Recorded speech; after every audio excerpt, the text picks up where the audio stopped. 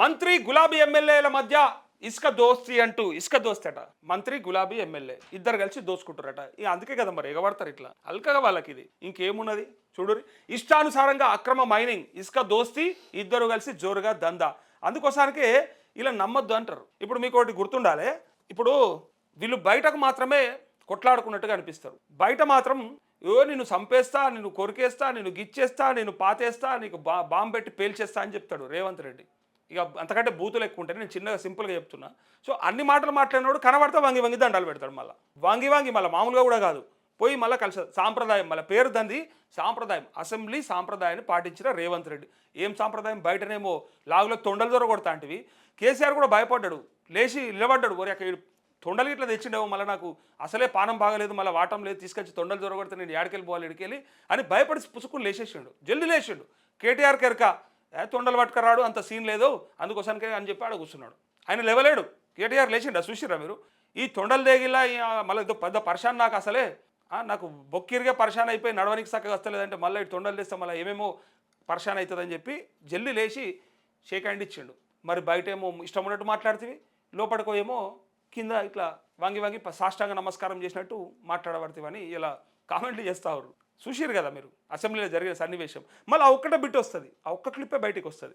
ఆ టైంలో మళ్ళీ కరెక్ట్గా రికార్డ్ అవుతుంది, ఆ క్లిప్పే బయట పెడతారు. మళ్ళీ వేరే ఏ ఛానల్లో రాలేదు అది. మీరు చూసిరా? ఏదైనా ఛానల్లో పెట్టిన లైవ్లో వస్తుందేమో అనుకున్నాం, లైవ్లో రాలే. ఏ ఛానల్లో లైవ్లో రాలేదు, ఎందుకంటే లైవ్లో ఇచ్చింది ఒకటి.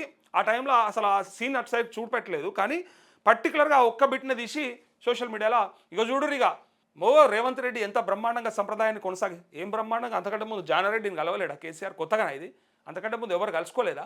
జరిగితే అవన్నీ కూడా సాంప్రదాయం ప్రకారమే పోయిండు. కానీ బయట తిట్టుడు, లోపడొచ్చి మళ్ళా బతిలాడుకుంటున్నట్టే కనపడుతుందని కామెంట్ చేస్తూ ఉన్నారు జనాలు. అయితే ఇక్కడ సేమ్ కత్తులు ఇస్తే కొట్టుకుంటారేమో అనుకుంటాం మనం, కానీ కొట్టుకోరాలు. ఇద్దరు రూమ్లు వేస్తే మళ్ళీ మంచిగా మాట్లాడుకుంటారు. ఈ జనాలను ఎట్లా దోసుకుందాం, ఈ జనాలను ఎట్లా ఆగం చేద్దాం, ఈ జనాలను ఎట్లా పిచ్చోలని చేద్దామని డిసైడ్ అవుతారు. అయితే ఇక్కడ చూడరియో, ఆన్లైన్ బుకింగ్ లేకుండానే లోడింగ్, అటువైపు కన్నెత్తి కూడా చూడని అధికారులు, ప్రభుత్వానికి అందిన నివేదిక మరింత లోతుగా ఇంటెలిజెన్స్ ఆరా అంటూ వీళ్ళు పేర్లు రాయారు. ఇక ఉంటే పేరన్న పెట్టాలి కదా.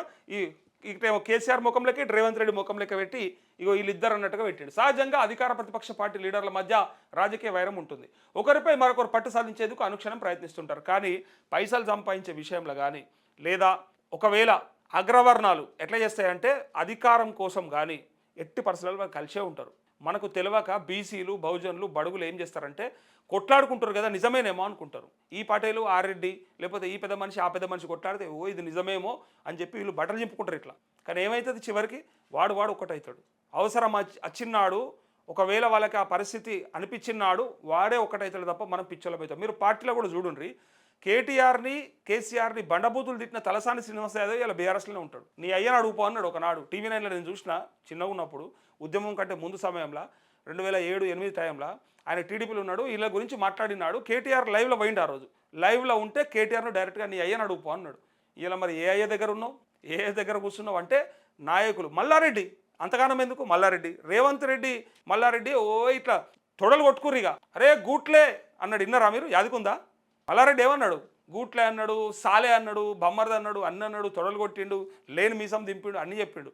చివరికి మనమరాలు పెళ్ళికో లేకపోతే ఎవరి పెళ్ళికో పిలుచుకొని చక్కగా పోయి సాష్టాంగ నమస్కారం చెప్పించాడు పొరగాళ్ళతోని, అలా మనమలను మనమరాళ్ళతోని. అలా ఇంట్లో పెళ్ళికి పోయి రేవంత్ రెడ్డి పిలుచుకొని మళ్ళా నమస్కారం చేసిండు. అట్లనే ఉంటుంది. మళ్ళీ వాళ్ళు కలుస్తారు, మనమే పిచ్చోళ్ళం అవుతాము. ఇది తెలవక ఊర్లలో వాట్సాప్ గ్రూప్లలో చింపుకుంటారు. ఇక అరే మా ఓడు అట్లా, మీ ఓడు ఇట్లా, వానికి నువ్వు ఎలివేషన్ ఇస్తావు కానీ తర్వాత నీ బతుకు కథమవుతుంది.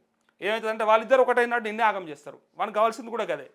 ఇది తెలియక మనము చింపేసుకుంటాం. పొద్దుగాల లేచి అనవసరంగా మనతో రోజు కలిసేటోడు, రోజు కలిసి తిరిగేటోళ్ళు, కలిసి ఛాయ్ తాగేటోళ్ళు, లేకపోతే ఇంకో రకరకాల పనుల మీద కలుసుకునేటోళ్ళు అందరం కొట్లాడుకుంటాం ఎవరి కోసానికి, ఆ మీద ఉన్నోని కోసానికి.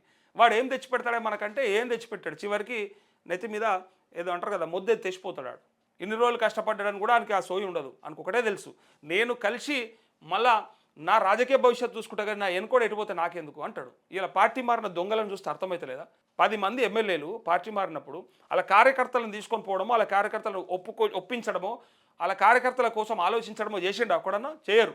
ఇంకా అటు మోసం చేయడం, ఇటు మోసం చేయడం, ఇచ్చిన పార్టీ బీఫామ్ ఇచ్చిన పార్టీని మోసం చేసుడు, జాయిన్ చేసుకున్న పార్టీకి అబద్ధం చెప్పుడు, పోయి స్పీకర్ దగ్గర మోసం చేసుడు. తీరా తెలంగాణ ప్రజలు ఓట్లు ఇచ్చినటువంటి వాళ్ళ నియోజకవర్గ ప్రజలను కూడా మోసం చేసిరు ఆ దొంగలు. చూసిరు కదా మీరు.